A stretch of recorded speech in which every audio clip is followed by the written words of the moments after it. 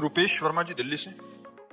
महाराज जी, भगवान के आश्रय या परमात्मा प्राप्ति के लिए कितना भजन या नाम जप हो कि हम जान जाएं कि इसी जीवन में हम उत्तीर्ण हो गए हैं या अगला जन्म नहीं? आज तक ऐसा नहीं, भगवान कोई खरीदे ले जा सकते कि इतना लाख जप करो, इतना करोड़ जप करो। हो सकता है तुम्हारे 5 बार पुकारने से आ जाए, हो सकता है तुम्हारे 1 बार पुकारने से आ जाए, हो सकता है तुम्हारे 1000 जन्म व्यतीत हो जाए। तुम्हारी दौड़ कितनी है, तुम्हारी पुकार में दम कितनी है, तुम्हारी आर्त भाव कितना है, भगवान से प्रीति कितनी है, ये बात इसमें खास हो। एक आदमी हल जोत रहा था तो स्टेशन 3 किलोमीटर था लगभग, तो एक आदमी ने पूछा, है भाई हम स्टेशन कितनी देर में पहुंच जाएंगे? तो चुप रहा। बोला, ए पूछ रहा हूं स्टेशन कितनी देर में पहुंच जाएंगे? चुप रहा। वो भागा, जो भागा सो बोले 30 मिनट में पहुंच जाओगे। उन्होंने कहा पहले क्यों नहीं बोले? रफ्तार नहीं देखी थी तुम्हारी।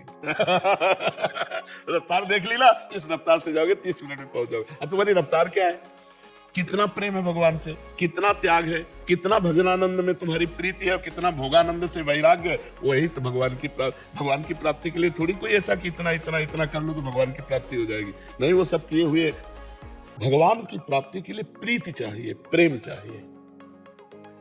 जान ले सो जान निहारा, राम ही केवल प्रेम प्यारा। प्रेम, अब प्रेम तो हमारा शरीर में है, प्रेम हमारा शरीर संबंधियों में है, प्रेम हमारा शरीर संबंधी भोगों में, तो भगवान को कैसे प्राप्त करें? तब हम साधना करते हैं। साधना के द्वारा सब जगह से प्रेम हटाकर जब भगवान के चरणों में प्रेम करते हैं और फिर प्रेम से जब पुकारते हैं तो ते समाज गिरजा में रहेऊ, अवसर पाए बचन एक कहेऊ, हरि व्यापक सर्वत्र समाना, और प्रेम ते प्रगट हो ही मैं जाना। संख्या तो नहीं बोली ना, प्रेम प्रेम। अब वो प्रेम कितने में आप प्रकट कर पाते हैं? कितने दिनों में, कितने जन्म में, कितने वर्ष में, कितने मिनट में, कितने सेकंड में, ये आपकी योग्यता है। प्रेम प्रकट कर लो, भगवान प्रेम से मिलते हैं, ना कि संख्या से, ना किसी एक नियमावली से कि ऐसा कर लो तो भगवान मिल जाएंगे, ऐसी जरूरी नहीं। हो सकता है आपको 1 मिनट में ऐसा भाव आवे, दैन्य भाव, पुकारो भगवान मिल जाए। एक बार नारद जी एक जंगल से जा रहे थे तो 2 पेड़ के नीचे महात्मा भजन कर रहे थे, एक पीपल के वृक्ष के नीचे और एक बट वृक्ष के नीचे। दोनों ने क्रमशः प्रणाम किया।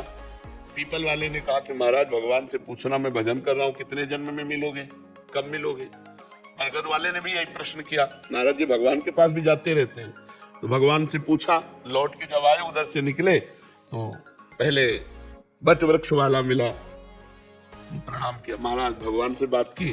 बोले हाँ। भगवान ने कहा तुमको इसी जन्म में मिल जाएंगे। बड़ा आनंदित हुआ कि भगवान इसी जन्म में मिल जाएंगे, भजन में लग गया।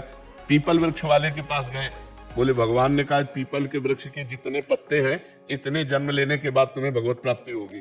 वो नाच पड़ा, भगवान मुझे जानते हैं ना कि मैं भजन कर रहा हूं, और नाचते हुए रोने लगा और रोते हुए आर्त भाव। उसी समय भगवान प्रकट हो गए, उसी समय भगवान प्रकट। नारद जी ने कहा महाराज हमें झूठा कर दिया, आपने हमसे कहा था कि जितने पीपल, तो बोले इसकी तन्मयता जैसा भजन कर रहा था, इतने जन्म लगते इसकी इतनी तन्मयता में, लेकिन इसने वो तन्मयता अभी धारण कर ली, इसलिए अभी मैं मिल गया। तो भगवान की प्राप्ति का कोई इतना नियम नहीं कि इतना कर लो तो मिल जाएंगे, आर्त भाव से पुकारो तो एक बार में मिल सकते हैं। और अगर माया प्रपंच में फैली हुई वृत्ति है तो जन्म के जन्म लग जाते हैं। जन्म जन्म मुनि जतन कराही, अंत राम कहीं आवत नहीं। गुरुमुखी छुटवानी जी, बालाघाट। राधे राधे महाराज जी, आपके चरणों में कोटि कोटि प्रणाम। महाराज जी, शाश्वत आनंद क्या है और उसका अनुभव कैसे होता है? रसगुल्ला खाया, कभी खाया? कैसा होता है? मीठा। कैसा मीठा होता है? कैसा मीठा होता है? हम आपसे पूछ रहे हैं, वो मैं बता नहीं सकती। बस वो हम बता नहीं सकते, ये तुमसे पता। रसगुल्ला एक प्राकृतिक वस्तु है ना, वो चिदानंद तो नहीं है ना। आप एक रसगुल्ले के स्वाद को नहीं बता सकते। जैसे बोला मीठा है, अब इनसे पूछे कैसा मीठा है, तो अगला उत्तर है कि बहुत मीठा है। तो कैसा बहुत मीठा है, तो अगला उत्तर खा के देख लीजिए। तो शाश्वत आनंद क्या है? अनिर्वचनीयम, उसको वाणी के द्वारा नहीं कहा जा सकता है। अनुभव गम्य भजे जय संता, जो अनुभव में आने वाला है। जब प्राकृतिक एक रसगुल्ला का स्वाद आप नहीं वर्णन कर सकते, तो अप्राकृत चिदानंद शाश्वत सुख का वर्णन कैसे हो सकता है? हाँ, उस सुख का रसास्वादन कराने के लिए, जैसे नाम भगवान का जप करो, नाम कीर्तन करो, भगवत लीला कथा गान करो, संत समागम करो और दूसरों का परोपकार करो, तो उसकी तरफ चलने की योग्यता आ जाएगी। लेकिन वो है कैसा? वो तो अनुभव गम्य। वो वाणी के द्वारा अनिर्वचनीय माने वाणी के द्वारा उसका वर्णन नहीं किया जा सकता, और जितना भी किया जाता है वो सब अधूरा होता है। पूर्ण तो अनुभव में आता है। जैसे पानी में जो मीठा लगा उसको हम कैसे बताएं कि कैसा मीठा लगा, वो तो आप अपनी जबान पे रखो तब आपको पता चलेगा। ऐसे ही परमात्मा आनंद जो है, शाश्वत आनंद जो है, वो वर्णन नहीं किया जा सकता, वो अनिर्वचनीय है। हेमा जी, राधे राधे। राधे राधे महाराज जी। महाराज जी, क्या भक्ति की राह पे चलने के लिए सबसे पहले मन को जीतना जरूरी है या फिर मन को जीतने का मार्ग ही भक्ति है? मन को लगाना जरूरी है, जीतने में अलग बात हो जाती है। मन को जीता फिर भक्ति कभी नहीं हो पाएगा। मन को लगाया तब जीता। मन को पहले प्रभु में लगाना सीखो। बार बार नाम जप करते हुए मन को संसार में जहां जाए वहां से हटा के नाम में लगाओ, भगवान की लीला कथा में लगाओ, भगवान के रूप में लगाओ, भगवान की सेवा में लगाओ, घर परिवार की सेवा में भगवत भाव से लगाओ।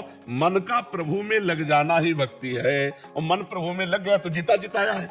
अलग से आप सोचो मन जीत कर प्रभु में लगाए तो नहीं लगा सकते। हिमालय को उठाना संभव है लेकिन मन को जीतना नहीं। आप देख लो, सब मन वाले हो, जो चाहता हो करा लेता है कि नहीं करा लेता। सब देख लो, चाहे जितने बहादुर हो, आज से कसम खा के जाओ, अगर करवा न ले तो हमसे बता देना। वो इतना बलवान है तुम्हारी असम कसम सब तोड़ देगा, भगवान के मंदिर में गलत करवा देगा। जाओ देख लो, इसका खेल कोई छोटा मोटा है? ये पूरे विश्व को नचा रहा है, मन को नचा रहा है। हाँ, मन रुकेगा तभी जब इंद्रियाणाम मनश्चास्मि, भगवान कहते इंद्रियों मन मैं हूं, भगवान में मन मना भो मद भक्तो माद्यादि माम नमस्कुरु। जब भगवान में मन को लगाने लगो तो ये गंदी बातों से हटने लगेगा और ये तुम्हारे बस में हो जाएगा। ऐसे बस में करना चाहो तो आज तक कोई पैदा नहीं हुआ कि मन को अपने रोक ले। आज तक कोई नहीं। सब बहादुरी की बातें चाहे जितनी मानो, मन के सब गुलाम हो, चाहे अंदर से देख लो, चाहे जब देख लो कोई भी हो, हम तुम सब मन अपनी गुलामी से मुक्त तभी करता है जब भगवान की भक्ति करोगे। भगवान की पहले भक्ति तब मन विजयी, मन विजयी फिर भगवान की भक्ति स्वसंभव। पहले भगवान के चरणों का आश्रय लो और नाम जप करो, फिर धीरे धीरे तुम्हारा मन संसार से हटने लगेगा, तुम्हारे अधीन होने लगेगा भजन के बल से। वो भजन बल नहीं तो मन को अधीन नहीं किया जा सकता। इसलिए मन को प्रभु में लगाने की सोचो, जीतने की नहीं। तो मन अपने आप आपके अधीन हो जाएगा। जितना आप नाम जप करेंगे, जितना भगवान की कथा सुनेंगे, जितना भगवान की सेवा करेंगे, जितना भगवत भाव से परोपकार करेंगे, उतने मन निर्मल होकर आपके अधीन हो जाएगा। गार्गी जी, राधे राधे महाराज जी। महाराज जी कह रहे हैं कि इनके घर में एक प्राचीन बेल वृक्ष था और ये उनको पूजा करते थे, बट फिर कुछ समय बाद दादी ने बोला कि शिव मंदिर नीचे एक होना चाहिए। फिर जब शिव मंदिर विराजमान किया तो कुछ समय बाद बेल वृक्ष मतलब शांत हो गए। तो उसके बाद किसी के घर के सदस्य ने उस सूखे वृक्ष का एक नारीश्वर स्वरूप बना दिया उसका, और उसको कहीं देने गए तो उन्होंने एक्सेप्ट करने से मना कर दिया। किसी मंदिर आदि में गए होंगे या कहीं गए होंगे, तो फिर से वो उनके घर में ही आ गया। तो महाराज जी कह रहे हैं कि उसको क्या ऐसा करें कि मतलब श्रद्धा भी बनी रहे और धार्मिक मर्यादा का उल्लंघन। तो वही मंदिर के पास विराजमान कर लो। मंदिर में अगर अंदर जगह ना हो तो बाहर एक चौकी सी बना करके वहीं विराजमान कर दो। बहुत सुंदर बात है, बिल्व वृक्ष का अर्धनारीश्वर रूप देना बहुत सुंदर। आप विराजमान कर लो, मंगलमय है, कोई हानि नहीं है। और वृक्ष का सूख जाना ये तो आयु के अंतर्गत होता है। चाहे मनुष्य हो चाहे वृक्ष, जितनी आयु है उतना ही जीवित रहेगा, उतना ही हरा रहेगा, अन्यथा अपने आप सूख जाएगा। राजस्थान जैसे कि सुना है कि प्रारब्ध के अनुरूप जीवन में सब कुछ मिलता है। मेरा प्रश्न है कि सदगुरुदेव और भक्ति की प्राप्ति में भी प्रारब्ध का कोई योगदान है क्या महाराज जी? भगवान की कृपा, इसमें भगवान की कृपा का योगदान है। नाम रूप लीला धाम ये प्रारब्ध से नहीं मिलते, ये भगवान की कृपा से मिलते। जैसे धाम प्रथम यथामति प्रणवो श्री वृंदावन अतिरम्य श्री राधिका कृपा बिनु सबके मनन अगम्य। मन से भी आप नहीं सोच सकते वृंदावन के आने की तो बात जाने दो। जिनको वृंदा विपिन है कृपा तिन्हि की होए, वृंदावन में तबहि तो रहन पाई है सोए। कृपा श्री राधिका कृपा बिन, कृपा कृपा से धाम। हरिवंश कृपा हरिवंश कहें, हरिवंश कहें हरिवंश लाएं। बोले हरिवंश की कृपा से हरिवंश कह सकते हो, राधा की कृपा से ही राधा कह सकते हो। तो जो नाम में उच्चारण करने की भावना बनी, जो नाम जपने की रुचि आई, जो नाम में प्रीति हुई, ये कृपा से। और मनुष्य शरीर प्राप्त करके साधु संग मिलना, गुरुदेव की प्राप्ति होना। देखो विभीषण जी कह रहे हैं, अब मैं भा भरोस हनुमंता, बिनु हरि कृपा मिले नहीं संता। जब तक भगवान कृपा नहीं करते तब तक गुरुदेव भगवान नहीं मिलते, और जब तक गुरुदेव भगवान कृपा नहीं करते तब तक भगवान का साक्षात्कार नहीं होता। हमें लगता है नाम रूप लीला धाम ये जो भागवतिक है ये हमें कृपा से प्राप्त होते हैं। इसमें हमारा पुण्य बल या पूर्व प्रारब्ध बल काम नहीं करता है। पूर्ण का प्रारब्ध शुभ और अशुभ कर्मों से ही होता है। तो अशुभ कर्म का फल दुख होता है और शुभ कर्म का फल सुख होता है। लेकिन परमानंद, भगवदानंद, नित्यानंद ये प्रारब्ध से नहीं मिलता, ये कृपा से प्राप्त होता है। उसे चाहे गुरु कृपा कहें चाहे हरि कृपा कहें। महाराज जी, ये जो गुरु कृपा है ये शुभ अशुभ से भी ऊपर है, मतलब गुरु कृपा शुभ अशुभ से भी ऊपर है क्या? हाँ, तो ये शुभ अशुभ तो बंधन कारक है। शुभ ऐसे बंधन कारक है जैसे सोने की जंजीर में बांध दिया गया हो, और अशुभ ऐसे बंधन कारक है जैसे लोहे की जंजीर में बांध दिया हो, लेकिन बंधे तो दोनों है ना। जब शुभ अशुभ दुर्ग विध्वंसी बल तब जयति जयति जग उच्चरे। जब शुभ और अशुभ दोनों का नाश कर देता है तब वो जीवन मुक्त होता है, तब वो भगवत प्राप्त होता है। जब तक शुभ अशुभ बना रहता है तब तक उसे दुख और सुख भोगना पड़ता है। अवश्य में भोक्तव्यम कृतम कर्म शुभा अशुभम, शुभ और अशुभ का भोग भोगना ही पड़ता है, और ये भोग के ऊपर का विषय है। ये त्रिगुणातीत विषय है। नित्यानंद, भगवदानंद, विज्ञानानंद, परमानंद, अखंडानंद, प्रेमानंद, ये त्रिगुणातीत है, मायातीत है। और ये मायाकृत है। शुभ और अशुभ ये मायाकृत है, ये मायातीत नहीं है। शुभ ये शुभ भी अशुभ भी ये दोनों मायाकृत है। सतोगुण से शुभ होता है और रजोगुण तमोगुण से अशुभ होता है। तीनों गुण के अंतर। और जो भगवान का आनंद है, जो संत समागम का आनंद है, ये गुणातीत है। मीना जी नोएडा से। राधे राधे महाराज जी। महाराज जी, हम ग्रस्त में रहते हुए मन के भाव परिस्थितिवश निरंतर बदलते रहते हैं। ऐसे में परमात्मा की अनुभूति के लिए मन का अद्वैत में स्थित होना महाराज जी जरूरी है? देखो, जब तक भजन नहीं करोगे तब तक द्वैत अद्वैत की चर्चा केवल कर लो, उससे कोई लाभ नहीं मिलने वाला। जब तक मकान की नींव नहीं सही बनती ना, तब तक वो मकान कमजोर रहता है। नींव है भजन। वारि मथे घृत होए बरु, सिकता ते बरु तेल, बिनु हरि भजन न भवतरी या सिद्धांत पेल। संसार क्या है, मैं कौन हूँ, ब्रह्म क्या है, ये सब छोड़ो। राधा राधा राधा राधा राधा समझ में आ जाएगा। संसार क्या है, मैं कौन हूँ, परमात्मा क्या है, सब समझ में आ जाए। भजन नहीं करोगे तो केवल बातें रहेंगी। उन बातों से तो इस माया पर विजय प्राप्त की नहीं जा सकती। बातन प्रीति न होए सखीरी, प्रीति तो भजन करने से होगी, ज्ञान तो भजन करने से होगा। तो हमें लगता है अपने आचरण पवित्र किए जाए और खूब नाम जप किया जाए और सत्संग सुना जाए, इसी से सब हो जाएगा। किसका है?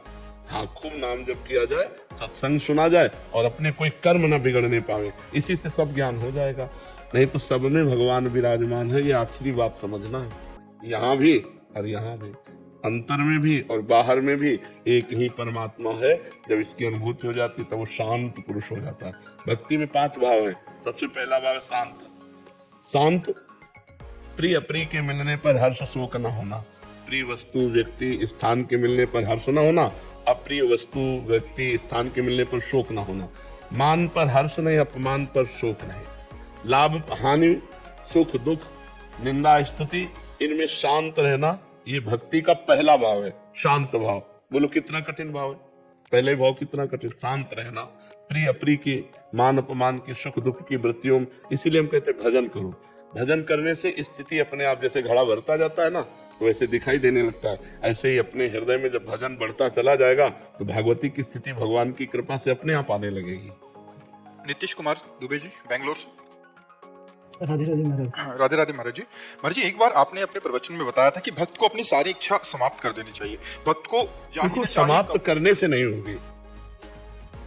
भक्त को सारी इच्छा समाप्त करने से कैसे समाप्त हो जाएगी? हम तो चाहते समाप्त हो जाए।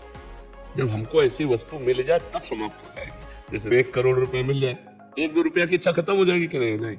ऐसे ही या तो भगवान की प्राप्ति हो जाए और या भगवत प्राप्ति का लक्ष्य बना लिया जाए, तो हमको सांसारिक कामनाओं और बस साथ में भजन हो, भगवत प्राप्ति का लक्ष्य हो और साथ में भजन हो, तो फिर सांसारिक सोच। अच्छी बात ये समझ लो कि जिस समय हमारा भजन में मन लगेगा, भगवान हमें प्रिय लगने लगेंगे, उस समय संसार का ब्रह्मा तक के भोग, जो ब्रह्मलोक तक के, कुछ अच्छा नहीं। ब्रह्मादि के भोग सब विषम लागत आए, नारायण ब्रज चंद की लगन लगी जाए। जिसे देखकर संसारी पुरुष ललचा जाए, भागवती पुरुष को घृणा होती है उन सुखों से। जय रमा विलास राम अनुरागी, तजत बमन जिम जन बड़भागी। वो जन भगवान के जो दास जन हैं, वो बड़भागी जन जो भजन में मस्त हैं, उनको ये सब भोगों से घृणा होती है। तो अपने आप कामनाओं का त्याग तभी होगा जब हमें आनंद मिलेगा हृदय में। आनंद तब मिलेगा जब भजन होगा। तो हमको आंख मूंद के पहले भजन डट के करना चाहिए, जैसे माता जी से कहा, डट के भजन करो, उठते बैठते चलते फिरते राधा राधा राधा राधा राधा राधा राधा। तो सब पापों का नाश होकर के निर्विकारता हृदय में जे भी आई तो कामना अपने आप चली जाए। मलिन मन में कामना होती है और निर्मल मन में निष्कामता होती है। जब तक मन निर्मल नहीं होगा तब तक कामनाएं तो बनी ही रहेंगी। शरीर अभिमान में कामना है और स्वरूप बोध में निष्कामता है। स्वरूप में कोई कामना नहीं है और शरीर कभी निष्काम हो नहीं सकता। शरीर भाव में अगर हम रहेंगे कि हम स्त्री हम पुरुष है तो कामना बनी ही रहेगी। जब तक आत्मस्वरूप का ज्ञान नहीं होगा या जब तक भगवत भजन डट के नहीं होगा तब तक इस कामना से पिंड छूटने वाला नहीं है। बातों से कह दे कि हम निष्काम तो नहीं बनेगा। यानी आत्मस्वरूप और आत्मबल में क्या अंतर होगा? एक ही चीज है ना। जैसे आप और आपके बल में क्या अंतर है? आप और आपके बल में कोई अंतर है क्या? बल के कारण ही नहीं, बल के कारण ही नहीं। वही आप ही हो ना, बल ना, तो बस वही है। महाराज जी, जिस भजन आपने कहा कि 24 घंटे भजन होना चाहिए, मैं हरे कृष्ण महामंत्र का जब करता था, शुरू से ही करता हूँ, तो जैसे कि आपने कहा 24 घंटे होना चाहिए, वो इतना बड़ा मंत्र है कि 24 घंटे हो नहीं पाता है। क्यों नहीं हो सकता? अगर हम करना चाहें तो कर सकते हैं। हम एक एक शब्द, जैसे हम भोजन के एक एक कवल का स्वाद लेते हैं ना, ऐसे ऐसे हम स्वाद लें। हरे हरे राम राम हरे हरे कृष्ण कृष्ण। पूरा मंत्र लिख गया हमारे सामने भी लिखा। लिखो लिखो, हरे राम राम राम हरे हरे हरे। रोना ना आ जाए तो कह देना आराम। चल रहे हरे हरे। हमको मन को प्रभु में लगाना है। जैसे आप उसको बहुत बड़ा मान रहे हो, आप छोटा ले लो। भगवान का कोई नाम जो प्रिय लगे और जिसमें हम बार बार उसी का चिंतन कर सके, पावर आ जाएगा, अंदर पावर आ जाएगा। तो महाराज जी, जैसे आप राधा रानी के बारे में बताते हैं, आप राधा सबके इष्ट तो है ही कृष्ण के, तो अब मैं ऐसे से हे कृष्ण शुरू से करता जाता है। कंप्यूटर और लैपटॉप में खोलता हूँ तो हे कृष्ण मेरे मन में चलते रहता है। वही श्री कृष्ण है, वही राधा है, वही शिव है, वही पार्वती है। जहां मन लगे, देखो हमारे आराध्य देव राधा है, इसलिए हम तो राधा ही राधा बोलेंगे। जहां मन लगे वही नाम ले लो, वही पावर है, वही कल्याण में है, उतनी ही सामर्थ्य हर नाम में विराजमान है, क्योंकि वो उसी परम तत्व का नाम है ना। तो जो नाम प्रिय लगे, दुर्गा श्यामा, जो भी नाम प्रिय लगे। महाराज जी, हे कृष्ण या राधे कृष्ण ऐसे कर सकते हैं? जो प्रिय लगे बस एक पकड़ लो, बार बार बदलो मन। राधे कृष्ण को पकड़ लो चुपचाप पकड़ लो, किसी से कहने की जरूरत नहीं। हाँ बिल्कुल पकड़ लो ऐसे जो। अंजू पंवार जी, देहरादून। हाँ, वल्लभ श्री हंस। महाराज जी, आपके चरणों में कोटि कोटि प्रणाम। महाराज जी, क्या प्रारब्ध में इतनी शक्ति है कि वो भजन को मात दे दे? हाँ, अगर साधारण भजन है तो मात क्या दे देगा? बंद करवा देगा, भ्रष्ट कर देगा। प्रारब्ध में इतनी सामर्थ्य है। जब इतना भजन तन्मयता पूर्वक किया जाए कि प्रारब्ध को रोक दे। अब इतना भजन तो कोई बिरला ही कर सकता है, नहीं तो प्रायः बैलेंस बना के भजन होता है। तो 4 10 11 हमारा भजन की और भोगों में लगत है, मनोरंजन भी कर रहे हैं, तो ये फिर प्रारब्ध रौंद देगा।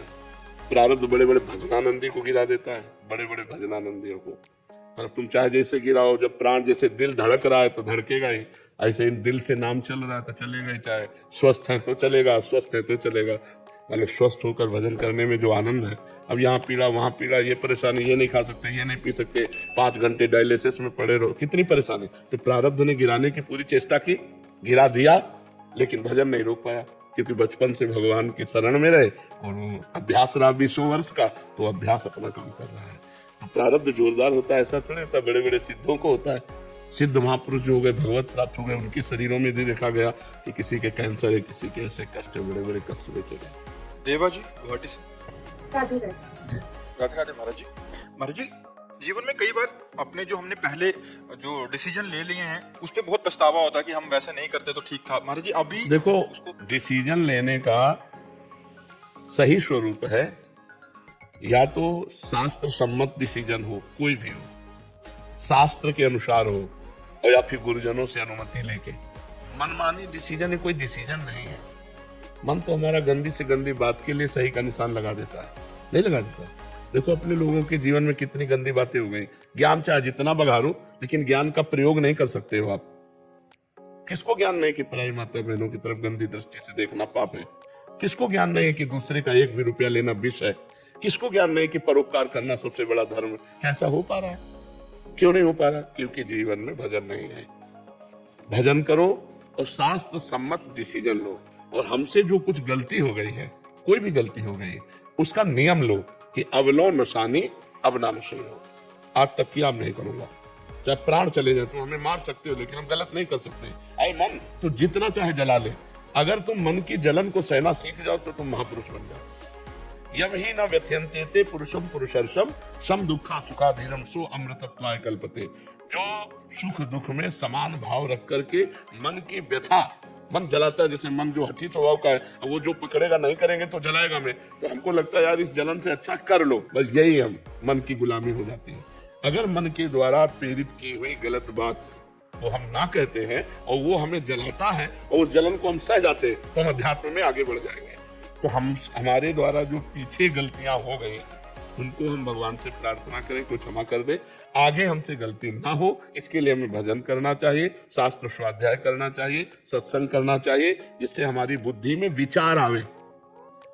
बिना विचारे जे करे ते पाछे पछताए, काम बिगाड़ो अपनो जग में होता साय। बुद्धि में विवेक और विवेक से विचार के द्वारा लिया हुआ डिसीजन कभी आपको पश्चाताप नहीं करने देगा। वो तभी होता है जब विवेक विचार का प्रयोग न करके मनमानी आचरण सीधे कर दिया जाता है। मन ने कहा अब ऐसे नहीं मानेंगे, पहले बुद्धि के द्वारा विवेक के द्वारा हम विचार करेंगे और शास्त्र सम्मत गुरुजन सम्मत है तब हम स्वीकृति देंगे, फिर वो क्रिया करेंगे, तो उसमें कभी हमें पछतावा नहीं होगा। और अगर बिना विचारे जे करते पाछे पछताए, काम बिगाड़ो अपनो जग में हो फसाए, तो क्या मतलब कहने का आपको? मर्जी वही कि अभी कैसे परिस्थिति को हैंडल तस्मात् शास्त्रम प्रमाणन्ते कार्य अकार्य व्यवस्थितो। कार्य और अकार्य की व्यवस्था शास्त्र में की गई। यदि शास्त्र तक पहुंच नहीं है तो संत जनों के वचन सुनो, अपने आप आपको पता चलेगा। यदि इतना भी सौभाग्य नहीं तो नाम जप करो, तो आपके हृदय में ही उत्तर मिल जाएगा, ये सही है ये गलत है। क्या उत्तर नहीं आता आप लोगों के हृदय में कि ये गलत है, नहीं करना चाहिए? आता है ना? बस वही मान लो, वो गुरु ही तो बैठा है सबके हृदय में, भगवान ही तो बैठा हुआ। रिदु चौहान जी, राधे राधे। राधे राधे महाराज जी, आपके चरणों में कोटि कोटि प्रणाम। महाराज जी, चरित्र क्या होता है? चरित्र का निर्माण कैसे होता है? अच्छे चरित्र की क्या पहचान है? जीवन में चरित्र का क्या महत्व? चरित्र का प्रारंभ ब्रह्मचर्य से होता है। पहले बच्चा, अब जैसे तुम छोटे बच्चे हो, गंदे बच्चों का संग न करो, गंदी बातें मोबाइल में मत देखो, हस्त मैथुन आदि क्रियाओं को कभी मत करो। जो गंदे बच्चे गंदी बात सिखाते हैं उनसे दूर रहो, तो यहाँ से चरित्र निर्माण होगा। फिर आगे बढ़ करके जब आप सयाने होगे तो किसी से घूस न ले, किसी की बेईमानी न करें, किसी की बहन बेटी की तरफ न देखें। जो हमारा कुल आश्रम वर्ण धर्म व्यवस्था है उसके अनुसार हम चले तो हम चरित्रवान कहे जाएंगे। यहीं से चरित्र की नींव बनती है। यदि गंदे आचरण सीख जाए तो चरित्रहीन हो जाएगा, और यदि अच्छे आचरण सीख जाए तो चरित्रवान हो जाएगा। ठीक है? हाँ, व्यायाम करो। मोबाइल रखते हो पास? कोशिश करना अगर रखना हो तो छोटा वाला मोबाइल रखें। मान लो बच्चे स्कूल जाना है, कहीं कोई सूचना देना है, वो टच वाला मोबाइल न रखें। छोटे बच्चों को टच वाला मोबाइल बहुत ज्यादा नष्ट कर रहा है।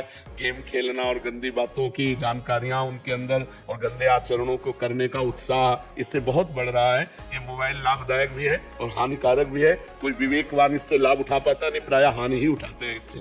जी, हरजीत सिंह जी, राधे राधे महाराज जी।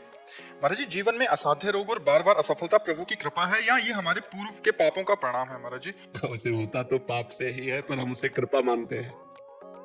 और जी इसकी वजह से ही जुड़ा हूँ नाम पढ़ने से। हाँ, तो इसीलिए हम कहते हैं होता तो पूर्व पाप के फल से है, लेकिन हम इसे कृपा मानते हैं।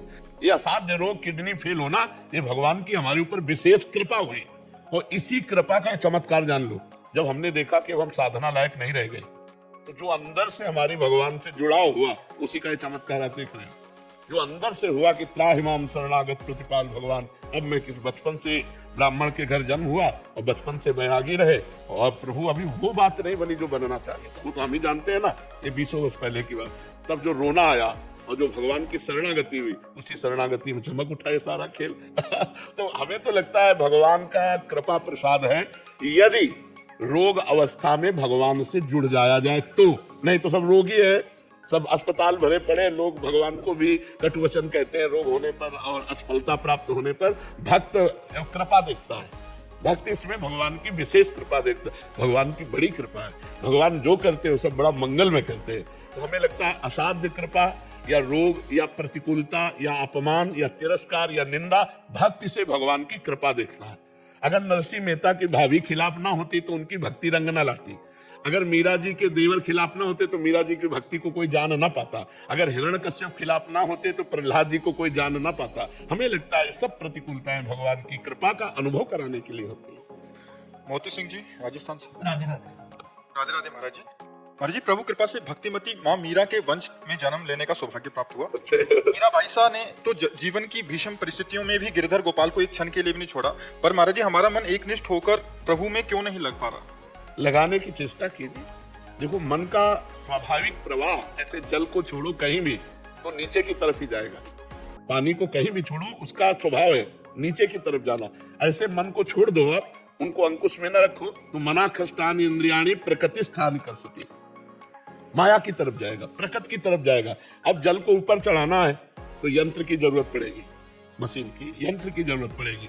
ऐसे ही मन को अगर भगवान में लगाना तो मंत्र की जरूरत पड़ेगी। अगर हर समय कृष्ण कृष्ण कृष्ण कृष्ण कृष्ण कृष्ण राधा राधा राधा राधा, या जो गुरु जी ने दिया है, आप निरंतर जपने का प्रयास करें, मन न लग जाए तो बताना। आप सोचो महाराज जी, एक निष्ठा में, जैसे मेरे राजस्थान में कहा जाता है, जिसकी खाए बाजरी उसकी बजाय हाजरी। मैं यहाँ वृंदावन में आया तो मैंने कहा वैसे भगवान राम को नाम लेता हूँ, लेकिन यहाँ आया तो मुझे लगा कि राधा की यहाँ है तो 24 घंटे यहाँ रहते हैं, तो राम को छोड़ करके राधा को जपा तो क्या ये सही है? वही तो राधा है, वही राम है, कोई दूसरे तो नहीं है। तत्व तो एक है। हमारी पहले बात समझ लो, तत्व तो एक है, रूप उसके अनेक है, व्यवहार उसका अनेक है। हरि अनंत, हरि कथा अनंता, लेकिन तत्व तो एक है। अगर हम राधा राधा कह रहे हैं तो हम राम राम कह रहे हैं, अगर राम राम कह रहे हैं तो राधा राधा कह रहे हो। जहां प्रेम उत्पन्न हो जाए, जहां भाव बन जाए, जहां रुचि हो जाए, तो हम उसी को निरंतर जपे तो हमारी आसक्ति प्रबल हो जाएगी। अब मीरा जी की तरह आओ अपने स्वरूप में। मेरे तो गिरधर गोपाल दूसरों न कोई, जाके सिर मोर मुकुट मेरो पति सोई। पर ये बात परिपक्व कहां से होती? संतन ढिग बैठी बैठी, संतन ढिग बैठी बैठी लोक लाज खोई। अब तो बेल फैल गई जाने सब कोई, मेरे तो गिरधर गोपाल दूसरों न कोई। ये कोई बहादुर बोल सकता है? मेरे तो गिरधर गोपाल ये सब बोल लेंगे, लेकिन ये बोलना होश में, दूसरों न कोई, तो आप फेल हो जाओगे। है कोई दूसरा, रुपया है, पैसा है, परिवार है, कुछ कोई है, और मीरा जी के कोई नहीं था। दूसरों न कोई, केवल गिरधर थे, दूसरों न कोई। महाराज, दूसरों ने की अगर श्री जी कहीं और ले जाना चाहती हैं, प्रेम और गाढ़ प्रीति आपकी तरफ है, और श्री जी कहीं और ले जाना चाहती हैं, तो फिर क्या किया जाए? नहीं, श्री जी तो ले जाना ही नहीं चाहते। श्री जी में कोई चाह है क्या? चाह तो जीव में होती, इसमें कोई चाह होती है क्या? आप बताइए। अरे अच्छे साधकों में कोई चाह नहीं रह जाती है, फिर ईश्वर में चाह है क्या? स्वाप्निक या ऐसी अनुभूतियां जो होती हैं, उसको माना जाए कि गाढ़ प्रीति, प्रकट में आप गाढ़ प्रीति आपके साथ है, और जीवन भी आपसे सुधरा है, और साधना भी आपसे चल रही है, लेकिन स्वप्न क्या तो कुछ अनुभूति ऐसी होती है कि उस तरह स्वप्न का तो न जाने क्या क्या स्वरूप होता है। कभी स्वप्न अच्छा आता है, कभी बुरा आता है, कभी व्यर्थ आता है, कभी कल्पनात्मक होता है। हम बात प्रकट की कर रहे हैं। ईश्वर में कोई चाह नहीं होती, इच्छाएं जीव की होती हैं। तो अपने को देखते रहना है कि एक ही लक्ष्य पर हमारा दृढ़ता का भाव रहे। ऐसे बिना पेंदी के लोटा की तरह फिसलते न रहे कि आज यहाँ प्रभावित हुए तो राधा राधा, वहां प्रभावित हुए तो शिवो हम, वहां प्रभावित हुए तो राम शरणम, वहां कृष्ण शरण। ऐसा नहीं होना। जहाँ गाढ़ प्रीति है, जहाँ से सुधर वहीं चला जाए, स्वाप्निक और अनुभूति को ना माना जाए। नहीं नहीं, ना माना जाए वो कोई साधन। हाँ, हम तो जागृत को भी स्वाप्निक समझते हैं, स्वप्न को तो स्वप्न क्या है। उमा कहो मैं अनुभव अपना सत हरि भजन जगत से सफला। ये तो प्रगट में भी स्वप्न की है। स्वप्न का कोई महत्व है? मन की विलासिता है उसमें। कभी सात्विक प्रवृत्ति में आ गया, अच्छे स्वप्न दे दिए, कभी राजसिक भोग प्रवृत्तियां आ गई, कभी तामसिक प्रवृत्तियां आ गई, कभी व्यर्थ का, जिसका कोई जोड़ तोड़ नहीं है। स्वप्न तो सब लोग देखते हैं ना, जिसका कोई जोड़ तोड़ नहीं है, सब व्यर्थ है। तो शांत जी मथुरा से। राधे राधे। राधे राधे महाराज जी, आपके चरणों में कोटि कोटि प्रणाम।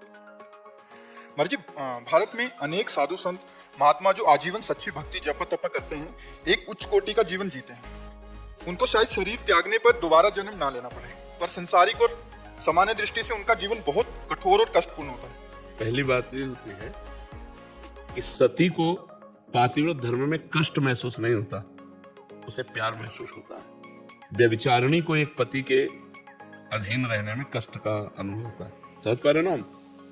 जो साधु महात्मा भगवान के मार्ग में सच्चाई से चलते हैं, उनको कष्ट का अनुभव नहीं होता है, उनको परमानंद का अनुभव होता है। अगर कष्ट का अनुभव हो तो चला ही नहीं जा सकता। क्योंकि हम चले हैं, ये नहीं होता कि भाई आप अनुमान करके कह रहे हो, हम उसे जिए हैं। वो साधु महात्मा का जीवन गुरु भगवान की कृपा से जिए हैं, 13 वर्ष की अवस्था से लेके अभी तक जो भी आयु है उसे जिए हैं। तो कष्ट का अनुभव थोड़ी होता है, 5-5 दिन 6-6 दिन भोजन नहीं मिला, तो एक आनंद का अनुभव होता है, एक अद्भुत आनंद। उसी आनंद की उमगन में हर कष्ट सह जाएगा।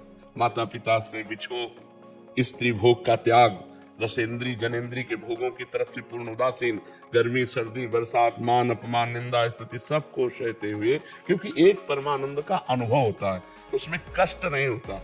कष्ट देखने वाले को लगता है, उसमें नहीं। जैसे वीर पुरुष को युद्ध क्षेत्र में कष्ट का अनुभव नहीं होता, उसके अंदर एक उन्माद होता है विजय सिंह प्राप्त करने का। और जब उसके अंगों में घाव होता है तो उसके अंदर और उन्माद प्रबल होता है। लेकिन कायर पुरुष को ये देखकर लगता है बहुत कष्ट है इसे, समझ पा रहे ना। तो परमात्मा का मार्ग आनंदमय है, न कि कष्टमय। संसार का मार्ग कष्टमय है, परमात्मा का जो मार्ग है आनंदमय है। स्वयं परमात्मा श्री कृष्ण इस संसार को दुखालयम अशाश्वतम कह रहे। पहली तो बात हुई। अब दूसरी बात यह हुई कि जो साधारण जीव है उसको उतना तप करने की जरूरत नहीं पड़ेगी जितना महापुरुषों ने किया है। इंजन बनाने में ज्यादा परिश्रम पड़ता है और डिब्बा बनाने में उतना परिश्रम नहीं पड़ता। पर इंजन 1 2 3 4, लेकिन डिब्बा 100-150। इंजन से कनेक्शन की जरूरत डिब्बे की है। अगर ठीक कनेक्शन है तो इंजन में 1 2 3 4, लेकिन डिब्बे में 100-150 लोग वहीं पहुंचेंगे जहां इंजन पहुंचेगा। तो हम लोग जो संतों का आश्रय लेते हैं, अनुसरण करते हैं, उनकी आज्ञा पे चलते हैं और खाते पीते मौज मस्ती से हम वहीं पहुंच जाते हैं जहां संत कष्ट करके पहुंचते क्या सभी को प्रेम प्राप्ति और आनंद की प्राप्ति होती है अंत समय में? हैं। नहीं, लक्ष्य क्या था? कल्याण, आनंद और प्रेम, 3 स्टेशन हैं। आनंद की प्राप्ति भगवान में अपनापन होने से होती है। कल्याण की प्राप्ति तो घोर पापी अजामिल को भी हो गई। अपने पुत्र के मिश से उसने नारायण बुलाया अंतिम समय, उसको परम पद की प्राप्ति कल्याण मिल गया। लेकिन प्रेम ही अत्यंत दुर्लभ वस्तु है। प्रेम कछु नाही हर्ष शोक भय नहीं मन माही, अस सज्जन मम उर बस कैसे, लोभी हृदय बस ही धन जैसे। स्वयं भगवान श्री राम जी कह रहे, माता से, पिता से, भाई बंधु पत्नी धन संपत्ति घर परिवार सबकी ममता बटोर कर जिसने मेरे चरणों में लगा दिया, जो संत समागम ज्ञान के प्रधान भाव में आकर सब जगह एक ही परमात्मा का दर्शन करते हैं, समदर्शी, कोई इच्छा नहीं रह गई, जो कामना रहित है, विनिवृत्त कामा, और जो सुख दुख में समान भाव हर्ष शोक से रहित महापुरुष है, वही भगवान को प्यारे हैं, वही भगवान को प्यार कर सकते हैं। भगवान को प्यार करना सबसे कठिन बात है। यद्यपि हम अनजाने में प्यार उन्हीं से करते हैं।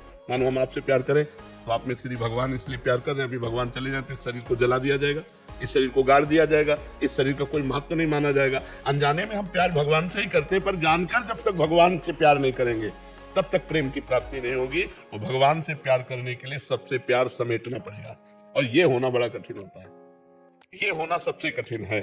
खाते पीते परिवार से प्रेम करते भोगते हुए अगर भगवान मिल जाए तो ठीक है, नहीं तो ऐसे छोड़ना कहा।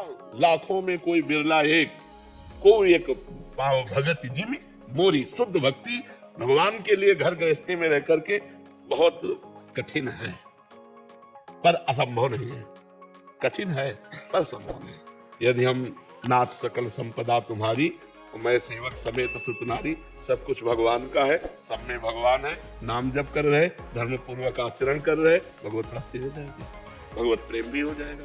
तो ऐसे चलने से हो जाएगा। अब ये जरूरी नहीं कि महात्मा बचपन से गंगा किनारे तप कर रहा है तो हमको भी तप करना पड़े। वो इंजन है, हम डिब्बे में बैठ जाते हैं, हम उसका कनेक्शन कर लेते हैं, वहीं पहुंच जाएंगे जहाँ इंजन पहुंचेगा। इसीलिए हम संतों को गुरु बना लेते हैं, हम संतों के चरणों का आश्रय ले लेते हैं, संतों का भरोसा कर लेते हैं कि ये इनकी कृपा से हमें भगवान की प्राप्ति हो जाए। होती है शास्त्रों लोगों को आज तक, जब किसी को भी अगर भगवत प्राप्ति हुई है तो संतों से हुई है। मति कीरति गति भूति भलाई, जब जे जतन जहां जे पाई, सो जानो सत्संग प्रभाव, लोकों वेद ना अनुपाऊ। लोक और वेद में और कोई उपाय नहीं है। संत महापुरुषों का समागम, उनका आश्रय, उनके वचनों का पालन, यही भगवत प्राप्ति करा देता है। समझ पाए आप?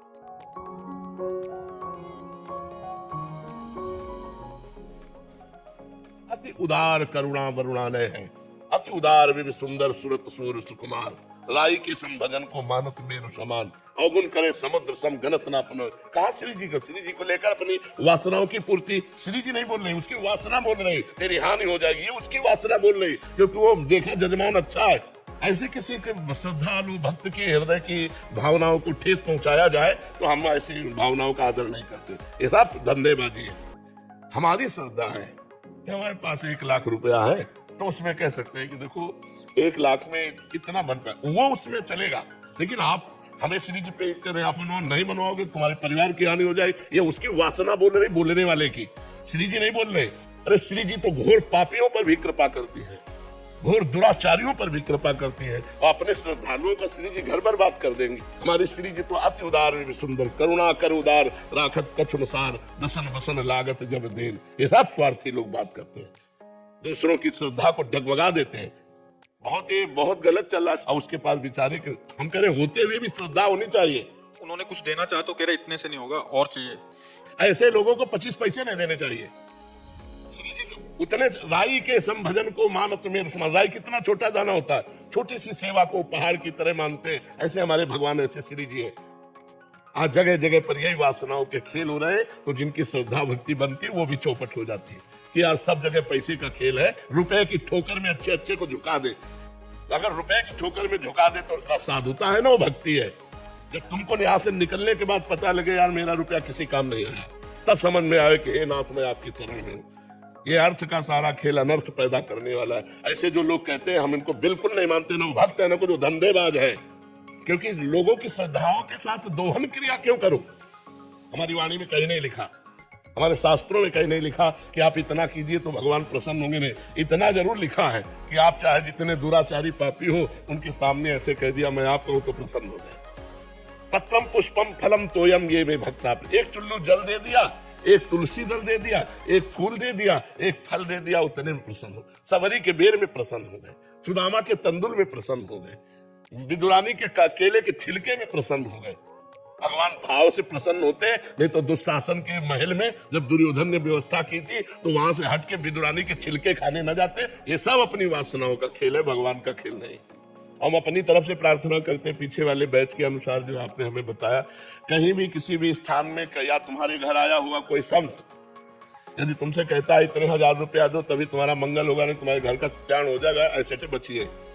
कभी कोई सच्चा भगवान का संत तुमसे रुपया मांगकर तुम्हारा मंगल नहीं चाहेगा, बिल्कुल डरना मत। ये सब पाखंड का बोलबाला चल रहा है। हमारी श्रद्धा अगर है तो हमारे टुकड़े पे भगवान जीत जाएंगे, एक टुकड़े पे। भगवान ने कहा है पत्रम पुष्पम फलम तोयम ये में भक्ता प्रेक्ष, एक चुल्लू जल पे भगवान जीत जाएंगे। एक रोटी का टुकड़ा लेकर ना आंसू आते हुए जब कहोगे नाथ मुझ गरीब के पास, तो इतने से काम हो जाएगा। पापी को रुपया चाहिए यार, संसार को रुपया चाहिए यार, मतलब रुपये से सब बिकने वाले हैं।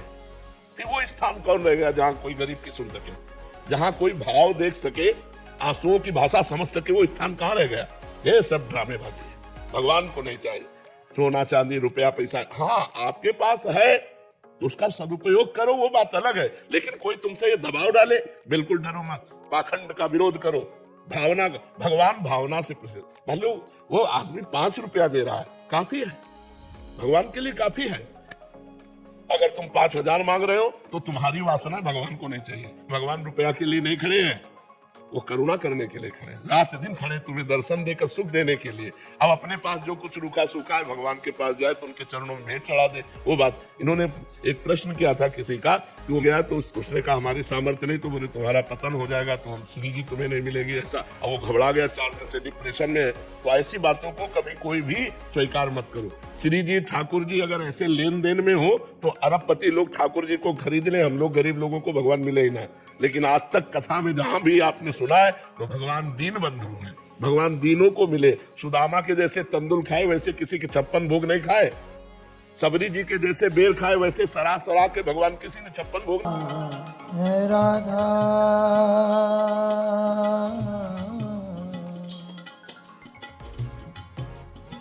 राधा